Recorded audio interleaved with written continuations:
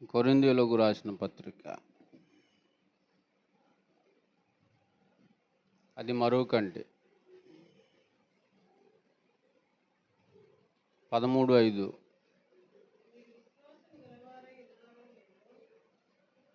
మీరు విశ్వాసము గలవారై ఉన్నారో లేదో మిమ్మును మీరే శోధించుకొని చూచుకొనుడి.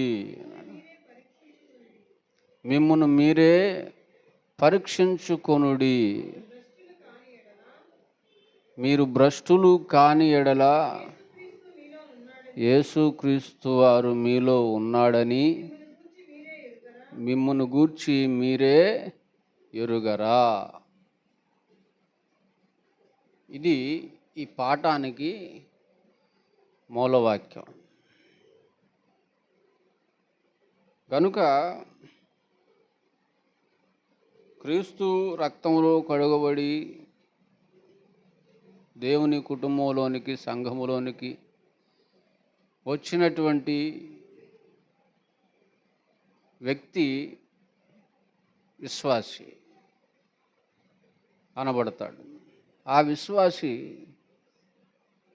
వాక్యములో ఎదుగుతూ మంచి విశ్వాసిగా మారాలి. మంచి విశ్వాసిగా మారారు అనటానికి రుజువు కొన్ని లక్షణాలు, కొన్ని గుణాలు ఆ విశ్వాసులో కనిపించాలి. అది ఏంటి అని ఆలోచన చేస్తే, నెంబర్ 1, వారిని వారు పరీక్షించుకోవాలి, పరిశీలించుకోవాలి, శోధించుకొని చూసుకోవాలి. విశ్వాస భ్రష్టులు కాకుండా తమను తాము పరీక్షించుకోవాలి. అంతేగాని ఎదుటివారిని పరీక్షించకూడదు. కంట్లో దూలం పెట్టుకొని నలుసు వెతుకకూడదు. అంత మాత్రమే కాక ప్రేమ కలిగి ఉండాలి. అందరినీ ప్రేమించాలి.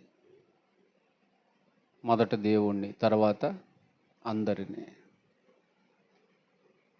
క్షమించే గుణం ఉండాలి. ఎవరినైనా క్షమించే గుణం ఉండాలి మరణం వరకు. మూడవది తగ్గించుకోవాలి.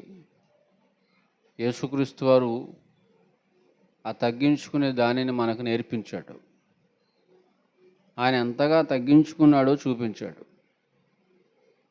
అలా తగ్గించుకోవాలి, అప్పుడే హెచ్చింపబడతాం. ఇక 4వది కనికరము గలవారమై ఉండాలి.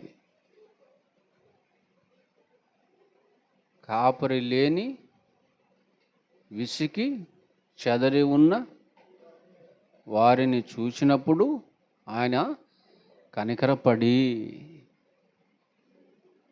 వాళ్ళకి సరైన మార్గాన్ని చూపించాడు, మార్గంలోకి తెచ్చాడు, నిత్య జీవం వైపు నడిపించాడు. అలాగే మనమును అగ్నిలో నుంచి లాగినట్టుగా అనేకులను లాగి రక్షించాలి. సందేహపడు వారు ఎందరో ఉన్నారు, వారందరి మీద మనము కనికరము చూపాలి. ఇక ఐదవది ఒకసారి ప్రభు అయినటువంటి యేసుక్రీస్తు వారి యొద్దకి కొంతమంది పేరెంట్స్ వాళ్ళ పిల్లల్ని తీసుకుని వచ్చారు, చిన్నపిల్లల్ని. ఎందుకు తీసుకుని వచ్చారంటే, యేసుక్రీస్తు వారు వారి పిల్లల మీద చేతులుంచి ప్రార్థించాలి అనే మనవితో వాళ్ళు వచ్చారు పిల్లల్ని తీసుకొని. పిల్లల్ని తీసుకొని వచ్చినటువంటి వాళ్ళని ఈ శిష్యులు అడ్డుకున్నారు, ఆటంకపరిచారు.